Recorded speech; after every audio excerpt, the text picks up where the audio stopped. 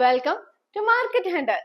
നാളെ അഥവാ 2025 ഫെബ്രുവരി 1 ഇന്ത്യൻ സമ്പദ് വ്യവസ്ഥ ഒന്നാകെ കാത്തിരിക്കുന്ന 2025-26 സാമ്പത്തിക വർഷത്തെ യൂണിയൻ ബജറ്റ് അവതരിപ്പിക്കപ്പെടുകയാണ്. കേന്ദ്ര ധനമന്ത്രി നിർമ്മല സീതാരാമൻ നാളെ രാവിലെ 11 മണിക്ക് പാർലമെന്റിൽ ബജറ്റ് അവതരിപ്പിക്കും.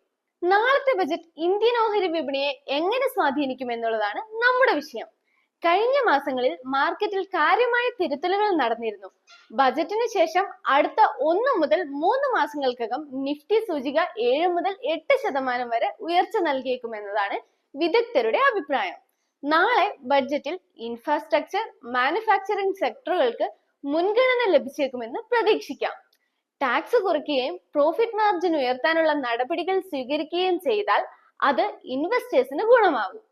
കൂടാതെ ഫോറിൻ ഇൻസ്റ്റിറ്റ്യൂഷൻസിന് ഫേവറബിൾ ആയിട്ടുള്ള പ്രഖ്യാപനങ്ങളും ഉണ്ടാകുമെന്ന് നമുക്ക് പ്രതീക്ഷിക്കാം. ബജറ്റിന് ശേഷം ഇന്ത്യൻ മാർക്കറ്റ് ശക്തമായ തിരിച്ചുവരവ് നടത്തുമെന്ന് തന്നെയാണ് മുൻ വർഷത്തെ സൂചനകൾ ചൂണ്ടിക്കാണിക്കുന്നത്. എനിവേ, യൂണിയൻ ബഡ്ജറ്റ് നമുക്ക് ഒരുമിച്ച് കാണാം. നാളെ സാറ്റർഡേ ആണ്, എങ്കിലും മാർക്കറ്റ് ഓൺ ആണ് എന്ന് എല്ലാവർക്കും അറിയാലോ. സോ ഗൂഗിൾ മീറ്റിലും യൂട്യൂബ് ലൈവിലും നമുക്ക് ഒരുമിച്ച് ട്രേഡ് ചെയ്യാം. സ്റ്റേ ട്യൂൺഡ് വിത്ത് മാർക്കറ്റ് ഹണ്ടർ.